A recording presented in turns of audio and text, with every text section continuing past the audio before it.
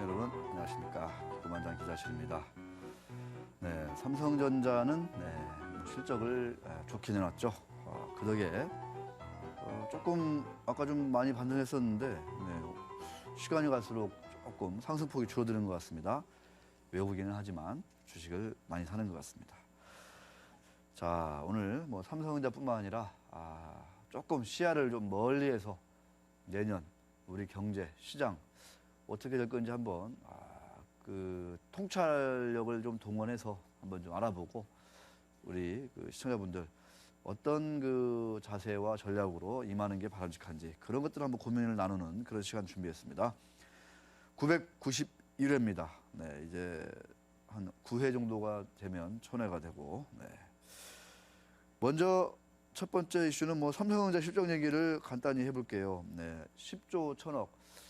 외국계 증권사를 중심으로 해가지고 뭐 10조가 안 된다. 자꾸만 이제 그 영업이익 전망치가 쪼르륵 내려갔잖아요.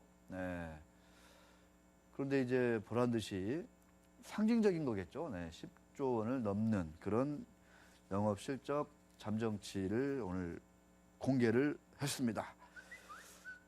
뭐 TV 실적이 안 좋다 이런 얘기를 많이 했었는데 삼성그룹도 그러고 보면 참 운이 좋은 게 하이닉스 그 무석시, 중국말로 하면 우시 공장이 이제 불이 나면서 반도체 쪽이 이제는 당분간은 좋다 또 이렇게 얘기가 되고 있죠. 자, 그래서 애널리스트들 그럼 4분기는 분명히 3분기보다 더 좋다고 얘기들 했었는데 얼마나 벌어들일지 중요한 것 같습니다. 지금 삼성전자 같은 경우에 그러니까 오퍼레이션 마진, 영업이익 기준으로 PER을 따져보니까 약 5배. 삼성전자 PER이 5배다. 그리고 우리 시장이 어떻게 될 것인지 뭐 이런 것들도 같이 쭉쭉쭉 이어지는 그런 그림들이겠죠. 자, 영업이익률이 17%를 넘었습니다. 삼성전자가. 대단한 성과가 아닌가. 분기별 실적 추이 한번 보면서 다음 이슈로 넘어가겠습니다. 매출액이 저렇게 환율이 요즘 좀 안 좋다 이런 얘기 많지 않습니까? 하락하면서. 그럼에도 불구하고 저렇게 60조에 가까운 매출을 분기에 냈다. 이거는 참 대단한 것 같아요. 삼성전자 참 진짜 대단한 글로벌 기업이 점점 돼가는 것 같죠. 실적이 이렇게 꾸준하게 우상향. 특히 최근 들어서 저 변동성이 낮아지면 우리가 흔히들 밸류에이션 프리미엄이 높아진다고 하죠. 강화된다고 하는데 삼성전자는 오히려 갈수록 밸류에이션 프리미엄이 떨어지고 있습니다. 왜냐? 내년에는 실적이 뭐 별로 못할 거다. 휴대폰도 중국이 선전할 거다. 뭐 이런 얘기 많이 하고 있죠. 그런데 내년 상반기까지는 반도체가 좋을 것 같지 않습니까? 하반기는 또 하반기일 테고요. 자, 주식을 많이 판 국내 기관들 고민이 많아질 것 같습니다. 두 번째 이슈. 웅진그룹이 지금 연내 법정 관리를 마무리할 수 있을 거다 이렇게 전망되고 있습니다. 왜냐?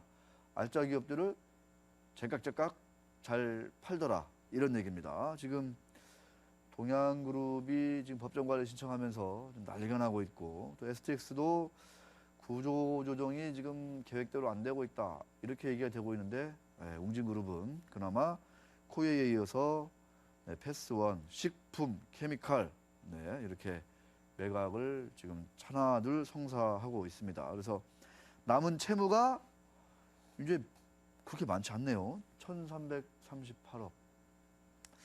참 이럴 줄 알았으면 윤 회장님 조금 욕심 줄이고 미리 좀 팔았더라면 지금의 사태를 막을 수 있었을 텐데 그런 생각까지도 듭니다. 안타깝죠. 동양도 조금 그런 맥락에서 보면 팔 거를 빨리빨리 팔았더라면 그런 생각도 듭니다. 자, 말씀드린 대로 기고만장 스페셜 내년 경제와 시장 이야기 우리 2분 빼놓고는 얘기할 수 없는 거죠. 잠시 후에 아주 거시경제 전망에 있어서 탁월한 그 실력을 갖춘 분 모시고 얘기를 한번 보도록 하겠습니다. 바로 시작합니다.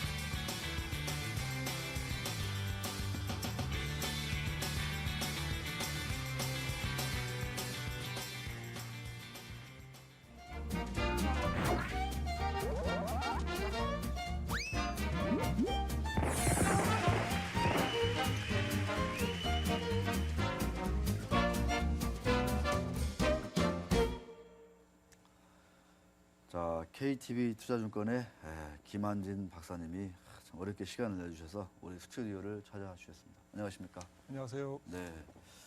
요새 바쁘시죠? 어떻습니까? 하루하루. 예, 시장이 어수선하네요. 아, 참 대기업들이 줄줄이 이렇게 참 그 궁지에 예. 몰리는 게 안타깝기도 하고 그렇습니다. 예, 참 경제가 큰일입니다. 네, 그렇습니다. 그 와중에 또 삼성전자는 서프라이즈. 예, 우리나라 경제 양극화를 그대로 보여주고 있는 거죠. 아주 정말 우리가 말로만 양극화 그러는데 정말 큰일인 것 같아요. 그렇습니다. 네. 10위권 재벌들은 위험해 이런 얘기하고 평가받고 있고 예, 1등 대기업 계열은 끝내주는 실적을 내고 있고. 그러니 비상장 기업이나 그 밑에 중소기업, 영세기업은 지금 상황이 어떻겠습니까? 네. 죽을 참, 맛이죠. 그러니까 뭐 저 자영업자들 네. 어떻게 했어요 지금? 예, 연체율 올라가고 있습니다. 지금 네. 부동산 대출, 신용 대출 연체율. 연체율 올라가고 예, 있습니다. 자, 뭐 이런 것들이 다 우리 또 김 박사님의 하루하루 고민거리들일 텐데 일단 뭐 삼성전자 오늘 또 마침 또 실적을 발표했는데 예, 우리 저 김 박사님이 이 삼성전자를 보는 어떤 그 인사이트라고 해야 되나요? 고민이라고 해야 되나요? 주로 어떻게 좀 정리가 되고 있습니까? 정리가 쉽지는 않겠지만. 예, 삼성전자는 조금 우물 안의 고래라고 그럴까요? 예. 만약에 삼성전자가 우리나라에 상장이 안 돼 있고 미국이나 다른 시장에 상장돼 있었으면 지금보다 훨씬 좋은 대접을 받았겠죠. 뭐 한 2배는 기본적으로 갈 거다 막 이런 얘기를 하더라고요. 예, 참 그만큼 우리 시장이 작아서 그런 문제가 일어나는 건가요? 예, 아무래도 시장 전체의 그 어떤 지수 자체를 움직일 수 있는 그 비중이 크다 보니까 아무래도 제대로 평가받는데 한계가 있는 것 같고요. 네, 그렇습니다. 예, 제가 이제 여담입니다만 이제 제가 얼마 전에 이렇게 그 부장으로 승진을 했는데 축하드립니다. 예, 우리 저 시청자분들이 아무도 반응이 없어요. 이렇게 관심이 뭐 어떤 주식 얘기하냐 여러 관심 있지.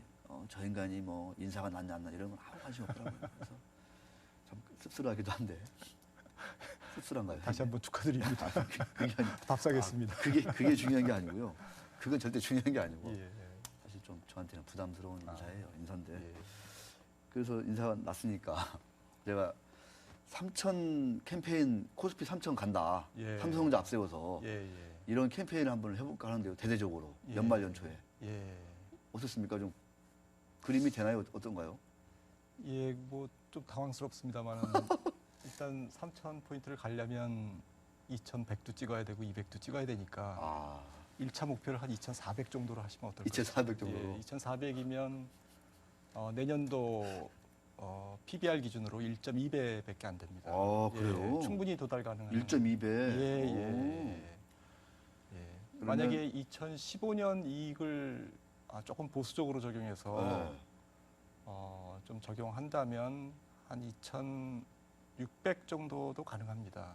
그래요? 예, 만약에 경기가 지금부터 좀 우상향 우상향한다면. 한다면 내년까지. 예, 그렇군요. 그렇습니다. 그러면 좀 캠페인을 코스피 3천 이렇게 하고 부재로 조그만하게. 네. 1차 목표는 2,400 이렇게 하면 어떨까요? 좋습니다. 예. 제가 현장에서 이렇게 먹고 살 아이디어를 지금 구하고 있습니다. 재밌네요. 알겠습니다. 자, 오늘은 국내외 어떤 그 경제 시장에 대한 이야기인데 조금 좀 호흡을 길게 좀 한번 좀 잡고 나눠보도록 하겠습니다. 왜냐하면 호흡 짧게 분기 뭐 4분기 뭐 올 연말 이런 얘기 하니까 답답하고 답도 안 나와요. 예. 근데 좀 길게 얘기하면 어차피 얘기가 틀렸어도 사람들이 기억을 또 못하고 그렇지 않습니까? 예. 그래서 조금 오늘은 금요일이기도 하고 해서 예. 좀 길게 한번 얘기를 해보겠습니다. 그 전에 조금 요새 미국이 또 이제 정치적으로 서로 뭐 공화당, 민주당 이렇게 예. 싸움도 하고 보니까 서로 거기도 참 정치인들의 속성은 일단은 양보를 안 하는 게 그 정치인들의 속성인 것 같아요. 그렇죠. 또 명분 싸움이기도 하고 예. 그래서 뭐 중앙 연방정부 폐쇄 뭐 이런 얘기도 있고 또 채무 한도를 또 늘려달라 뭐 늘리지 않으면은 뭐 디폴트 간다 뭐 이런 얘기도 나오고 있고 미국은 미국은 지금 사실 글로벌 경제를 지금 이 정도로 지금 안정화시킨 게 사실 미국의 역할이 컸다 이렇게 평가를 우리가 하지 않습니까? 그래서 그 이후 지금 출구 전략 얘기가 나오는 이 상황에서 내년, 내후년 어떻게 좀 미국이 그 방향을 잡아갈지가 상당히 중요한 것 같은데 관련해서 좀 어떤 말씀을 좀 주시고 싶은가요? 아, 예. 뭐 요즘 뭐 진짜 미국 정부 폐쇄나 네. 부채 한도 빼면 뉴스거리가 없다고 정도로 거기에 몰입하는데요. 네. 근데 사실 그동안 뭐 유럽 사태라든지 또 그다음에 또 계속 우리가 지금 그 걱정했던 뉴스거리들을 보면 지나서 보면 그게 그다지 그 지속적이진 않았습니다. 아. 예, 그런 측면에서 이번 그렇죠. 미국 부채 문제 또 예산안 문제 이 부분이 저는 뭐 그리 오래 갈 것 같지는 않다 이런 생각인데요. 네. 결론적으로 내년도 미국 GDP는 3%대 성장이 가능할 것 같습니다. 3% 내외. 3%. 예, 예상보다는 조금 저희들은 좋게 보고 있고요. 어. 지금 뭐 부채 그 예산안 그 통과가 일주일씩 늦어질수록 네. GDP가 뭐 한 0.3%씩 준다. 뭐 이런 얘기도 있긴 한데 뭐 정확히 알 수 없지만 지금 오늘 아침 뉴스를 체크해 보니까요. 하원 의장이죠, 존 베이너. 네. 조금 긍정적인 얘기를 했습니다. 내일 아침에 이제 그 하원 총회를 합니다. 네. 그래서 디폴트는 없다. 중도안을 일단 그 예산안을 통과시켜야 되는데 네. 지금 정부가 셧다운돼 있으니까 빨리 이제 공무원들 와서 일하려면 이제 예산안을 통과시켜줘야 되는데 네.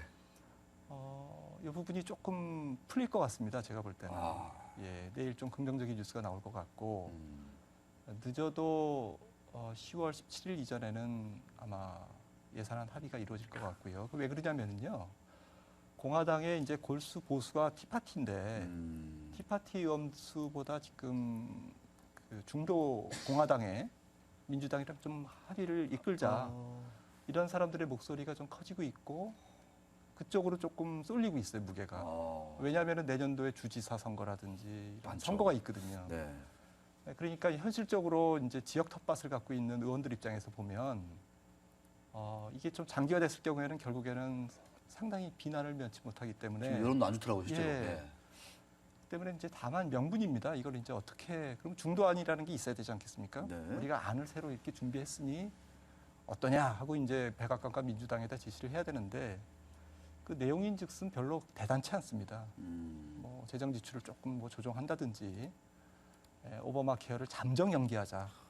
뭐 몇 달이라도 일단 조금 더 검토를 해보자. 연기해주면 우리가 예. 뭐 그만큼 또 이렇게 해주겠다, 뭐 이런 식으로. 예. 네. 그리고 그 예산안 협상과는 별도로 지금 부채 한도에 대해서는 공화당에서도 상당히 긍정적입니다. 네. 좀 오히려 예산안은 좀 뒤로 미루더라도 부채 한도는 미리 타결을 봐서 17일 전에 타결을 해가지고 국가 부도 사태를 막아야 된다라는 거에 대해서는 공화당 쪽의 의견도 좀 그쪽으로 쏠려 있는 것 같습니다. 네, 그래서 아마 10월을 넘기지 않는 이슈가 될 것 같습니다. 지금 이 어수선한 미국 문제는요. 예.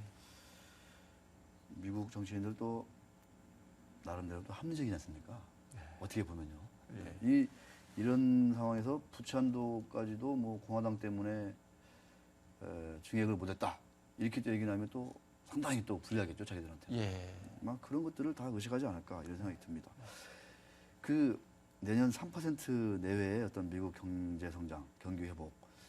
그러면은 출구 전략이나 이런 것들은 지금 벌써 몇 번 이제 얘기가 되면서 이게 뭐 예. 시장에 충격도 주었다가 이제 네. 내성도 생기고 있다 이렇게 분석을 하고 계신데 많은 분들이 그러면 이 출구 전략은 내년에 그렇게 큰 뭐랄까요 좀 태풍으로서 좀 부각될 가능성은 좀 낮다 이렇게 좀 보십니까? 어떻게 보세요?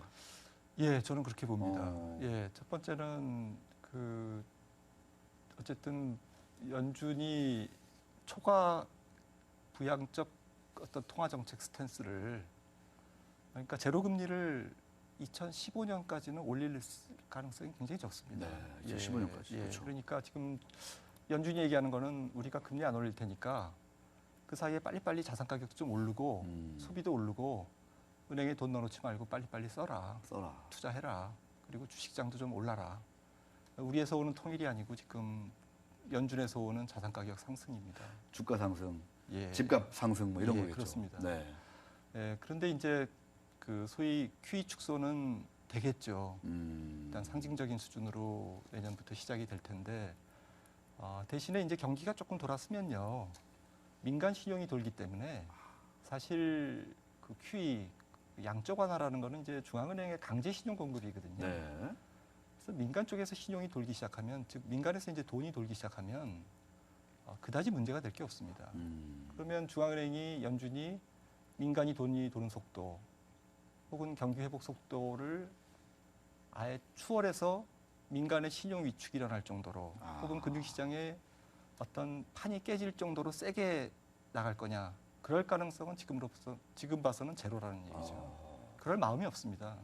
그럴 마음이 없다라는 거는 최근 몇 달간 버냉키가 한 얘기라든지 연준 인사들이 한 얘기를 보면 알 수 있습니다. 경기 지표가 지금 애매하고 약간 그 회복되는 둥 마는 둥 하기 때문에 그런 것도 있지만 네.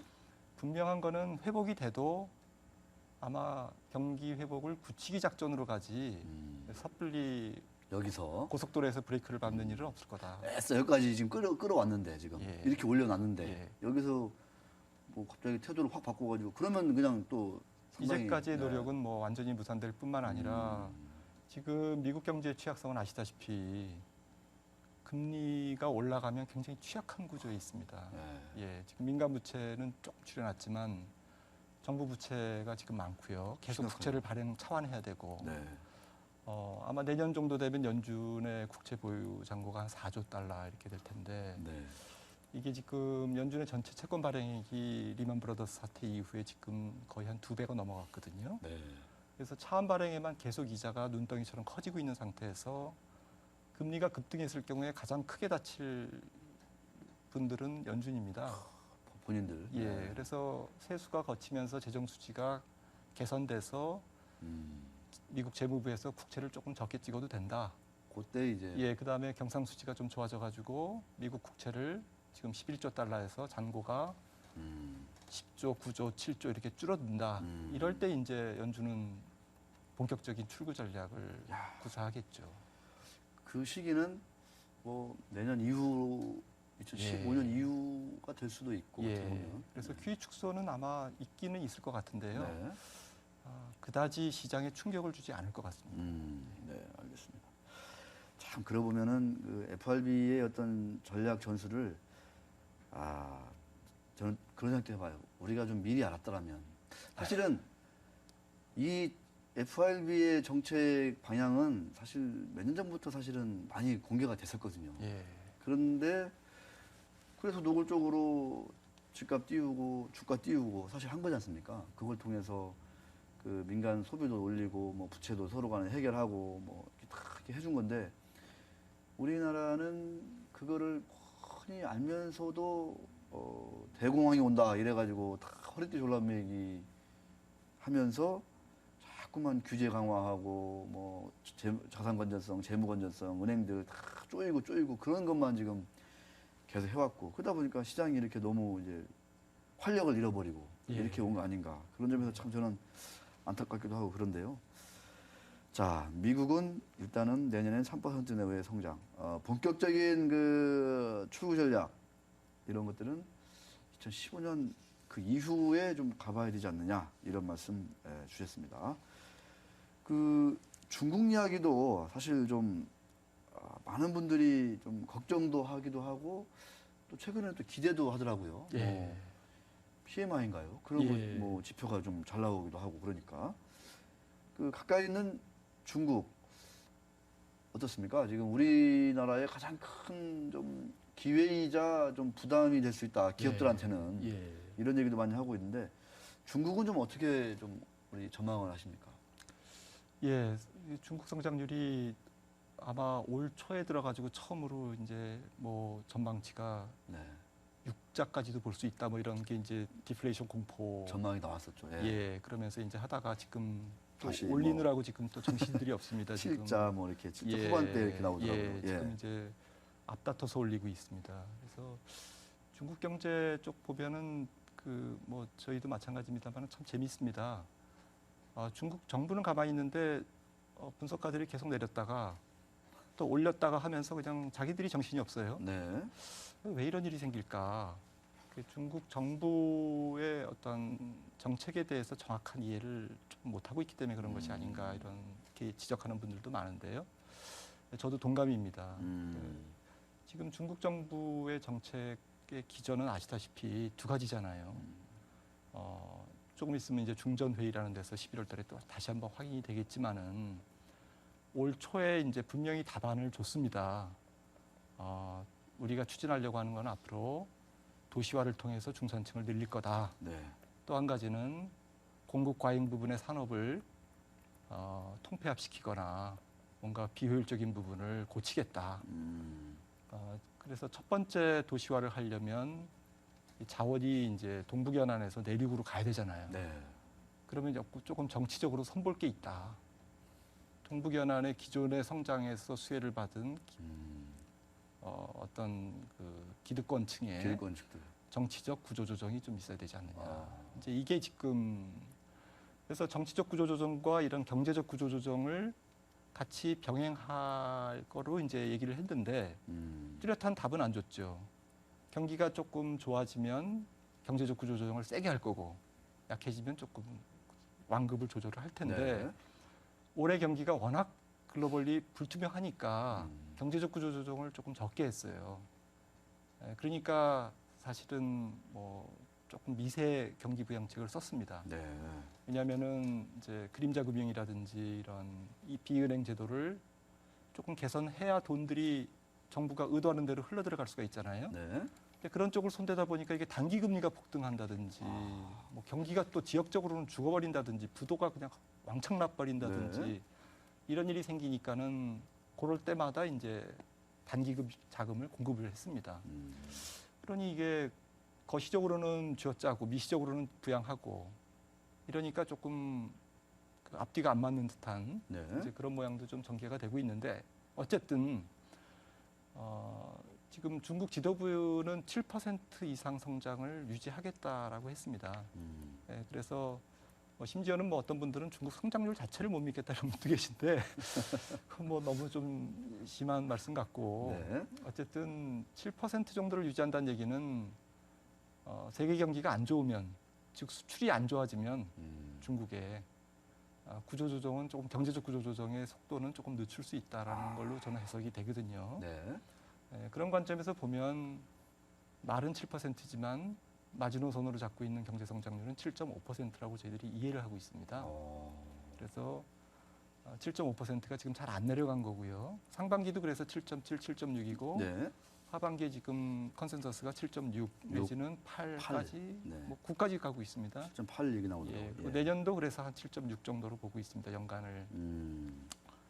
또 중국 경제 정책의 아까 말씀드린 두 번째 부분이 이제 그 산업을 이제 좀 통폐합시키고 구조 네. 조정하는 건데요. 이 부분은 앞으로 한 2년간 또 혹은 3년간 진행이 될 거거든요.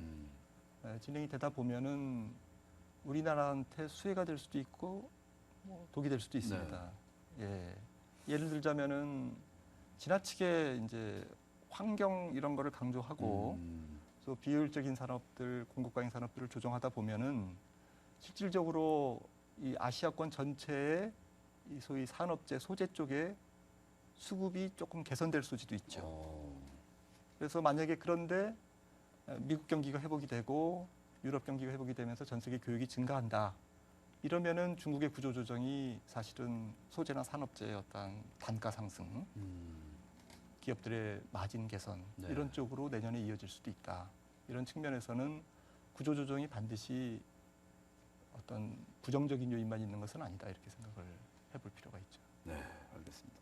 참 그 말씀 드리면서 정말 많이 배우는 것 같습니다. 아유 무슨 말씀? 진짜입니다. 그 사실은 이제 이슈가 있을 때마다 워낙 그 다양한 견해들도 많고 또 중국이 정말 아까 말씀드린 대로 못 믿겠다 이거 도대체 예. 얘네가 정말 부채가 얼마인지 뭐 숫자를 자체를 못 믿겠다 그래가지고 그렇죠, 예. 네, 상당히 좀 그 폭언을 퍼붓는 분들도 예. 있었는데 중요한 거는 중국 공산당이 그렇게 뭐 경착륙 정도를 방치하면서까지도 뭔가 개혁을 하거나 구조조정을 하거나 이렇게 할 가능성은 좀 배제하자. 예. 좀 이렇게 좀 보면 되겠다는 말씀이시죠? 예, 그러니까 이게 좀 환자 상태가 안 좋을 때는 조금씩 보약도 네. 먹이면서 아마 아. 이게 그 좀 주리를 틀 가능성이 있죠. 그렇습니다. 그러니까 이제 그런 게 약간 미세적인 경기 부양책. 음. 그러니까 지금 중국 경기를 우려하는 가장 큰 이유는 이 구조 산업의 구조 조정, 경제 구조 조정을 하는데 수출 주도형에서 내수 주도형으로 네, 가는데. 예, 가는데 지금 이 과도기가 2013, 14, 15년이죠. 음. 이게 중국도 처음 가는 길이기 때문에 이 불확실성입니다. 이게 거기다가 만약에 대외 경기마저 안 좋으면 수출 쪽도 지금 마이너스 기여도이기 때문에 네. 순수출이 그러면 중국 경제가 어디로 가느냐 이게 불안한 거죠 지금. 그렇습니다. 예, 당연히 불안한 거는 맞는데 결론은 너무 불안해하지 마시라. 특히 미국 경기 회복되면 독일하고 프랑스, 이태리 수출이 좀 요즘 늘고 있거든요. 늘고 있죠. 예, 그러면서 유럽까지. 중국의 EU 수출, 또 대미 수출, 직접 수출도 늘고 지금 그래서 8월, 7월부터 보면 중국의 수출 주문이라든지 PMI에서도 어제 나온 거 보면 수출 주문 이런 것들이 썩 좋습니다. 네. 예, 수출 쪽에 지금 중국 지표들이 내년에 좀 호조세를 이어갈 가능성이 대단히 높다고 봅니다. 자, 아까 잠깐 말씀을 이렇게 제가 드렸었는데 우리 경제 이렇게 보면은 뭐 엄청난 양극화 속에서 잘 되는 기업은 정말 잘 되고 있고 그냥 웬만한 기업들은 또 한계 이제 상황으로만 몰리는 것 같고 그래서 참 안타깝기도 한데 예, 결국은 이제 우리 시장은 또 냉정한 거 아니겠습니까? 근데 이 와중에 이 가계부채 문제 이 부분을 우리가 이제 얘기를 하면서 자칫 우리 경제가 어떤 그 디플레이션 쪽으로 가는 거 아니냐. 예. 지금도 보면은 이제 뭐 그나마 좀 이제 바닥은 회복 찍고 좀 이제 살아나고 있다 이렇게 보시는 분도 있는데 결국은 뭐 전반적인 어떤 그 중소기업이라든가 가게의 어떤 상황 이런 거 보면은 몇몇 기업들을 빼면은 사실상 상당히 어려운 상황이다. 예. 그러면서 이제 뭐그 디공포라고 하는 거 있죠. 우리가 예. 우리가 뭐 흔히들 뭐 기사도 많이 나오고 이러는데 예. 이런 것들이 좀 향후 1, 2년, 2, 3년 내에 좀 현실화될 수 있다. 이렇게 혹자들은 또 이제 상당히 세게 얘기하는 분들도 있어요. 예, 맞습니다.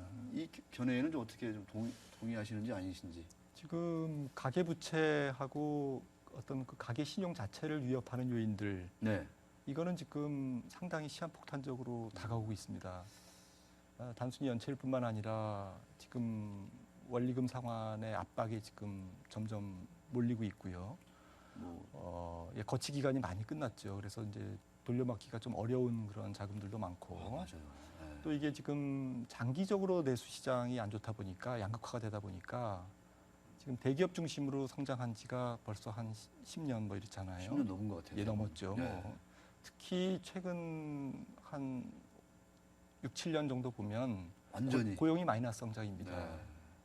네. 예, 소득은 줄고. 네. 대기업들의 부가가치와 생산 증가율은 6, 7%씩 되는데 같은 기간 중에 고용은 지금 감소했습니다. 그러니까 고용 없는 성장이 되면서 소득 양극화가 되고 그다음에 글로벌 금융위기 이후에 지금 지니 개수, 소득 불균형 지수는 계속 높아지고 있거든요.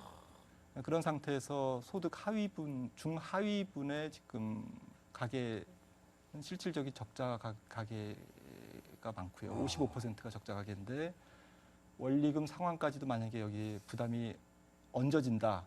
이러면은 한 중산층 가계의 70%가 적자 가구로 전락합니다. 심각한 얘기입니다. 예, 일자리가 더 늘지 않고 만약에 소득이 안 는다면. 소득이 그죠? 안 는다면 감당을 못하는 돈을 거죠. 갚고 싶어도 못 갚는 거죠. 그러면 이제 경매에 부동산이 넘어가고 여기저기서 넘어가다 보면 집값이 떨어지겠죠. 그러면 담보 가격이 떨어지니까 떨어지니까. 예, 뭐 은행들도 힘들어지고. 또 상환 압력에 더 시달리게 시달리고. 되고 예, 악순환이 됩니다. 그러면 이게 언제 터질 거냐? 크던 작던 터질 가능성은 대단히 높은데 제가 볼 때는 경기가 꺾일 때 문제가 생깁니다. 경기 꺾일 때. 예, 그나마 삼성전자 이익이 괜찮을 때는 삼성전자가 고용도 적게 유발하고 국내 경제에 기여하는 바가 크진 않지만 네. 그래도 삼성전자 잘 되면 그 앞에 밥집이라도 잘 되잖아요. 근데 그마저도 안 되면 수출마저 안 되면 수출마저 안 되네. 예. 그러면 정말 심각하죠. 근데 다행히 지금 올해하고 내년까지는 세계 경제가 윗방향으로 간다고 보기 때문에 저희들은 그 다음에 2015년 이후에 이제 이번 경기 사이클이 마무리가 됐을 때 그랬을 때 뭔가 그전 세계가 이제 지금 숙제를 덜 한 상태에서 경기가 회복되고 있잖아요. 네. 부채 조정을 다 안 한 상태에서. 그래서 여기서 이제 만약에 경기가 꺾이면 우리나라도 부채 문제로부터 자유롭지 않다. 가계 부채 문제로부터 그렇게 생각이 됩니다. 아, 알겠습니다. 참 일단 집행유예 기간이라고 생각합니다. 집행유예 기간이다. 예. 아, 이런 거 알고 우리 참 정부 입장에서는 정말 대응을 잘 하셔야 될 것 같아요. 저는 진짜 이 초가 시시각각 째깍째깍째깍 가는 소리가 어떤 때는 막 들리기도 하거든요. 사실은 주변에서 보면 정말로. 자, 마지막으로 자, 시장 얘기 좀 해주세요. 자, 제가 아까 저 농반 진반으로 3천 캠페인을 하겠다. 예. 그래야 우리 방송도 살고 증권가도 살고 다 살거든요. 사실은 지금. 그렇습니다. 네. 그럼 우리 시장 어떻습니까? 삼성전자 같은 기업이 한 두세 개만 더 있으면 참 좋을 것 같은데 예. 딱히 또 그렇지는 않은 게 또 현실인 것 같고 예. 어떻게 될까요, 우리 시장은? 저는 단기적으로는 뭐 조금 그 어수선할 것 같은데요. 네. 뭐 오르려고 하다가 또 한번 외국인들이 조금 주춤거리고 그럴 것 같은데 궁극적으로는 외국인들이 지금 산 규모 이상 추가 매수가 가능하다. 아, 그래서 이번에는 아마 누적 순매수가 20조 원 정도로 아마 상당히 큰 판이 벌어질 가능성이 있다 이렇게 생각을 하고요. 예측 반 기대 반인지 모르겠습니다만은 일단 예측에 근거한다면은 왜 그렇게 보냐면요. 판이 커질 수 있는 이유가 미국 국채 시장 때문에 그렇습니다. 작년에 미국 국채 금리가 1.5% 밑에까지 갔는데 채권 시장으로 보면은 이제 초과율이죠. 완전히 버블이죠. 예, 거품입니다. 그래서 그 돈에서 지금 돈이 이탈해서 이제 열심히 그 부동화가 되고 있습니다. 유동화가. 그러니까요. 어디 못 가고요. 여기 지금 네. 끼웃. 예. 근데 만약에 경기가 어쨌든 내년도에 우상향이고 그다음에 인플레이션이 뭐 당장 크게 오진 않지만 그래도 지금보다는 조금 올라간다고 보면 미국 국채 금리가 여기서 초 디플레이션으로 가지 않는 한 올라가겠죠. 그러면 채권 가격이 계속 떨어진다는 얘기이기 때문에 네. 돈들은 이동하게 돼 있습니다. 근데 만약에 금리가 한 두세 달 후에 이제 꼭지를 치고 미국 금리가 내려갈 것 같다 이러면은 안 움직이죠. 안 움직이죠. 안 움직일 뿐만 아니라 지금 아마 미국 국채를 사기 시작할 겁니다. 근데 그 기간이 굉장히 길다. 이러면 길게 보인다. 길게 보인다 그러면 어디 가서 놀다 와야 됩니다. 그러니까요. 충분히 놀다 올 시간이 있다라는 것을 연준은 계속 사인을 보내주고 계속. 있습니다. 네. 연준만 아니고 일본 중앙은행, 일본도 그렇고. 유럽 중앙은행 네. 제발 놀라고 지금 노래를 부르고 있습니다. 그 얘기는 뭐냐면은 자산 가격의 거품을 중앙은행들이 지금 우리에서 오는 자산 가격 거품이다라고 네. 지금 부르짖고 있는 거죠. 네. 그런 상태에서 외형적으로 경기가 조금만 살아나면 돈은 상당히 과감하게 움직일 수가 있습니다. 네. 대담하게 움직이죠. 그래서 저는 첫 번째 단계로는 미국 경제 지표가 연말까지 조금 개선되면서 또 중국 경제 성장률이 조금 올라가면서 네. 이동하고요. 두 번째 이제 환율이 조금 더 도와주면서 원화 강세가 조금 더 진행될 진행되면. 때까지 외국인 매수가 진행될 것이다. 알겠습니다. 오늘 말씀 고맙습니다. 감사합니다.